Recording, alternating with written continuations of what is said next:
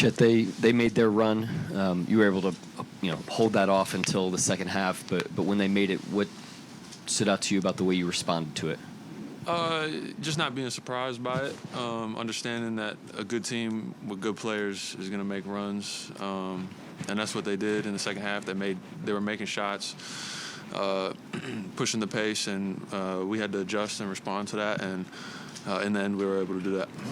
How have you felt like your footwork, timing, everything has improved, kind of spacing off the ball, getting your feet behind the three-point line? It just seems like everything's so fluid for you to be able to get those pick and pops and then also attack off of them. Yeah, just reading the game and what the game's given me, and then making decisions based on that faster. The faster I can make the decision, the more time I have to execute it. So just trying to slow things down and be slow but play fast at the same time. So, Chet, I know you came in with an idea of what the playoffs look like, but do you feel more comfortable this time around?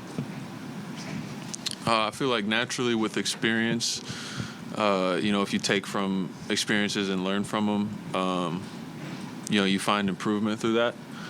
But I feel like this year's it's a whole new team that we're playing against. There's a whole new set of challenges, and we just have to continue to figure that out as the series goes on. We have a Game 3 in Memphis, and, we have to worry more about preparing for that than what we've done in the first two. And Hartenstein he got asked the other day about, how the lineup with you is going, and he said that sort of a turning point was that you guys figured out, who should be running out and who should be staying at the rim. Do you remember when that kind of flipped, and what has that sort of done for the lineup since then? Yeah, it wasn't a single moment. There were a bunch of mistakes that we had to, communicate through and then act on, and, we're still not perfect. We're not connecting on 100% of plays, which, you're crazy if you think you ever will. But we're both bought into playing together, figuring it out, being as good as we can be in those situations. And I think the biggest thing for me is just figuring out kind of how to play a different style when I'm out there with him.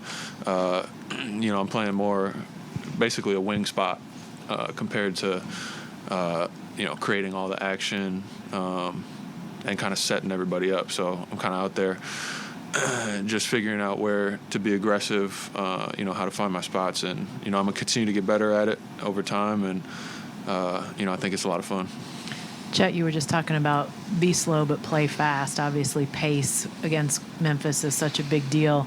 It would seem to play out in fast break points, but have you sensed it playing out in other areas? Yeah, I'd say even in the half court, we're moving the ball really fast, and the ball can always get ahead of the defense in the air faster than it can with somebody dribbling, and we've done a really good job of that in the first two games of trusting each other, making the extra pass, making the next read, and trusting that the next guy is going to make the right play. And again, we haven't converted on 100% of them. We've had stretches where we miss some shots or make a couple wrong reads, but everybody's bought in, and everybody, when somebody does make mistakes, everybody knows that it's with the right intentions, and we're able to live with that at the end of the day. And over time, we trust that it's going to work out in our favor more times than it doesn't. At the same time, though, the fast break points have been very lopsided for you guys. You win by 19 and outscore them by 18 in fast break points. How much of a conversation was that heading into this series, and how have you seen it play out? I'd say it's more of just trying to play to our identity. We try to find advantages in whatever situation we find ourselves in out there. And, again, it just comes down to trusting each other, trusting that if there's somebody up ahead of the play, that getting the ball up to them is going to lead to something good, and they're going to make the next right read, whether it's score, pass, whatever it might be. And, having that trust in each other allows you to play faster. Chet, after the blowout in Game 1, what sort of mentality did you have to have there in that first quarter, expecting they were going to come out aggressive to win the first quarter like you guys did tonight? Yeah, Coach does a lot of like philosophical teaching to us throughout the season. So whether we won or lost that game by however many points you pick, it was going to be the same mindset coming in. Game 1 doesn't matter. Once the ball tips up for Game 2, we got to execute and do what we need to do to put ourselves in a position to win Game 2. And now we're in that same situation for Game 3. And then what have you seen from the guys in front of you, Lou, Kaysen, Caruso, and just the job they've done on Ja? I don't even want to limit their impact to just guarding one player's, everything they do on every possession down, disrupting things, making things tough on everybody. We were talking about it on the bench. We would hate to play against our own defense. So, and a lot of that credit goes to them, disrupting the point of attack and, picking up high and just making things tough. Andrew Schlecht with The Athletic. Chet, you had 5 blocks and 1 foul. What goes into defending that way, like aggressively without fouling? I'd say the biggest thing is trying to be in the right spot at the right time.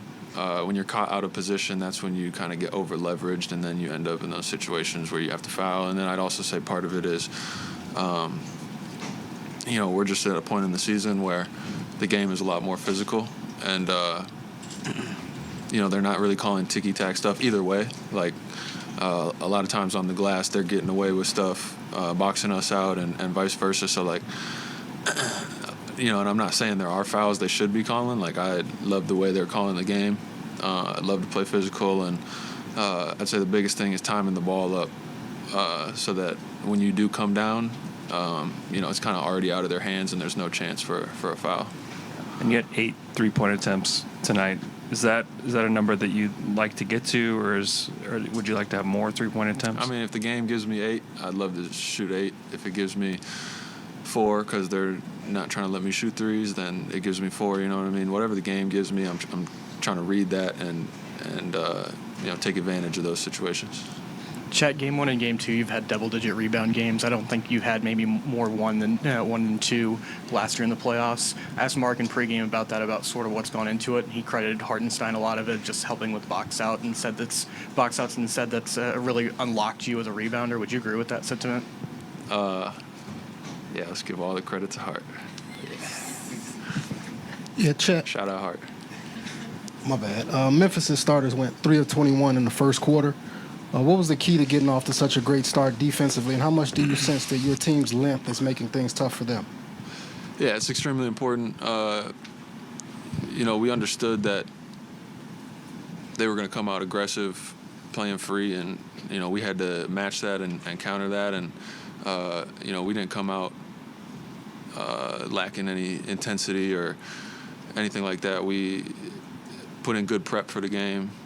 We listened to what the coaches were telling us, and we went out there and tried to execute that to the best of our abilities. And, credit to them. They put together good stretches tonight, and we just have to continue to try and, make things as tough as possible all night long, not just out the gate. Anybody else? Thank you, Chet.